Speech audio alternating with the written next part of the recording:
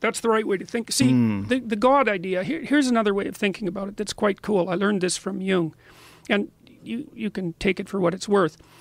The highest ideal that a person holds, consciously or unconsciously, that's their God. It functions in precisely that manner. And people might say, well, I don't believe in God. It's like, well, it depends on what you mean. Right. Like, and I'm not being foolish about that. It's like, we're very complicated creatures, and we're run by all sorts of very strange things down there in the unconscious, you know. And the Greeks thought we were the playthings of the gods because we serve lust, we serve thirst, we serve hunger, we serve rage, you know, and those things all transcend us. So that's why they were gods. You know, rage, that's the war god. Well, why is it a god? Well, it exists forever. It exists in all people. It takes them over and directs their behavior. It's a god. Well, you can quibble about the details. No, it's not a god. Okay, fine. It's a psychological force. Right. Do people get too hung up on that one word? Well, they don't really. We have to think about it functionally to some degree. We have to think about what that idea means. I mean, we've had that idea forever. It isn't just some superstition. Jesus, we've got to be more sophisticated than that, man. Right. You know, and that's partly, well, this is partly what I think is unfortunate about the new atheists, let's say, is they don't take the damn problem seriously. They think, well, Christianity, that's just a bunch of superstition. It's like, really? No. Sorry. That's just not deep enough, man. So what it really is the accounts of people trying to work out the issues of being a human. Let me give you another example. This is so cool. This is so cool. It's Northrop Frye, who is a biblical scholar at the University of Toronto. This was one of his elucidations of the structure of the Bible. So the Bible's actually a story, which is weird because it's a whole bunch of different books written by a whole bunch of different people, edited kind of willy-nilly over thousands of years, and then assembled, you know, by committee. It's a really strange book, but it has a narrative structure. So, and that sort of emerged as a collective decision across these thousands of years. So the Old Testament, here's the rough story in the Old Testament. Israel is sort of a middle power, and it rises to power, and domination. And then a prophet arises and says, look, you guys, you're all successful now. You're starting to get corrupt. You're not paying attention to the widows and children. You're not running your state according to the superordinate principle. You might say, well, the superordinate principle doesn't exist. It's like, okay, keep running it that way and see what the hell happens. That's what the prophet says, usually at the risk of his life. He says that to the king. It's like, fine, you don't believe in God, you don't believe in the superordinate principle. Let's say that, the superordinate ethical principle. No problem. Keep doing what you're doing. Let's see what happens. Well, what happens is Israel gets wiped out, you know, and then for generations it's enslaved or its population is being destroyed, and then it sort of climbs back up to power, and then it gets powerful for a brief period of time, and it gets corrupt, and a prophet comes up and says, remember that superordinate principle that you made a covenant with? You're not paying any attention to it anymore. You better look the hell out. And everyone ignores it, and bang. So it's order, corruption, chaos. Order, corruption, chaos. That happens 6 times now. So there's an idea behind it. The idea, because the state keeps rising, there's an idea that emerges out of that the aim is the perfect state. That's a utopian dream that arises out of that, let's call it, learned process over thousands of years.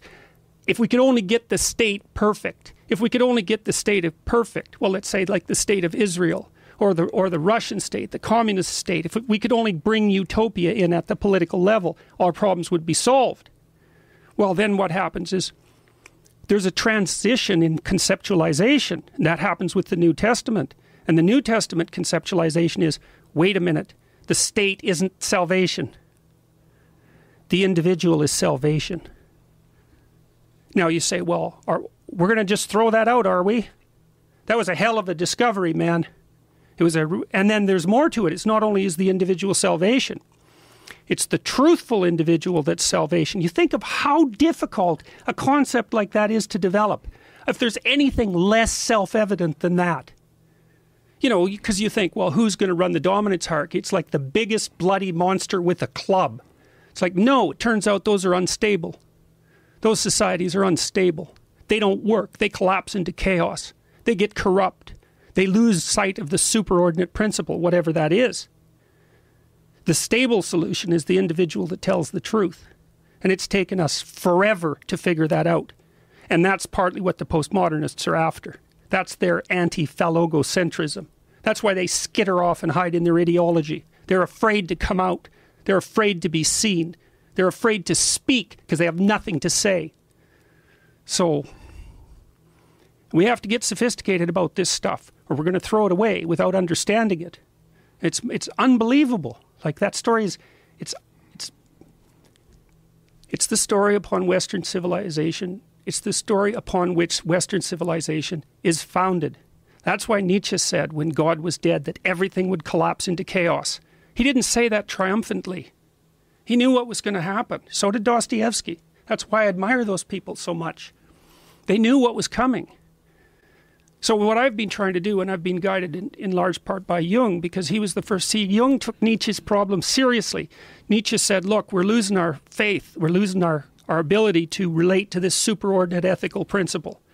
And he actually blamed Christianity for killing itself with the sword of truth that it had produced. Said, so we're going to lose this, and it's big trouble. Make no mistake about it, because our whole society is founded on those principles. We get rid of the animating spirit at the base of it, we're going to lose all of it. So, and Nietzsche thought, well, we're going to have to become superhuman to manage it. That's where his concept of the overman comes from, or the superman, which the Nazis sort of pulled off and parodied, I would say. Now, Jung, you see, Jung was a student of Nietzsche's, not directly, but very much influenced by him. Jung thought that Nietzsche was wrong, that we couldn't create our own values. Because, look, it's so hard to create your own value. Like, let's say you're kind of an overweight guy and you decide to go to the gym for your New Year's resolution. It's like you don't. You go twice and then you stop. And it's because you can't create your own values. Right? It's hard. You're not your own slave. You can't just tell yourself what to do. You have a nature. And so Jung's idea was, well, that we had to go back to the mythology. We had to go back to the stories. We had to go back into the underground, unconscious chaos and lift out what we had forgotten. And that's what he was trying to do with his psychology. And he's done it very effectively. Very, very effectively. He was a revolutionary thinker, but very difficult to understand. And so I've been working with Jung's ideas for a long time, trying to, I would say, make them more rational and articulate. And believe me, that's no critique, because every time I go back to Jung, which I do from time to time, thinking I've kind of mastered him, I learn a bunch of stuff that I didn't know. So what I've been trying to do is to resurrect, I'm trying to resurrect the dormant logos, I suppose, if you have to put it that way. That's what I'm trying to do, and it's mostly in men. And they're starving for it. Why mostly in men? I don't know. That just seems to be what's happening. Like, about 90% of my viewers on YouTube are men. But then when I go speak publicly, it's all men. What the hell are they doing coming to hear somebody speak? Men don't do that, right? Women do that. And then I talk to them about truth and responsibility, and their eyes light up, because it's like no one ever mentioned that before. And it just boggles my mind.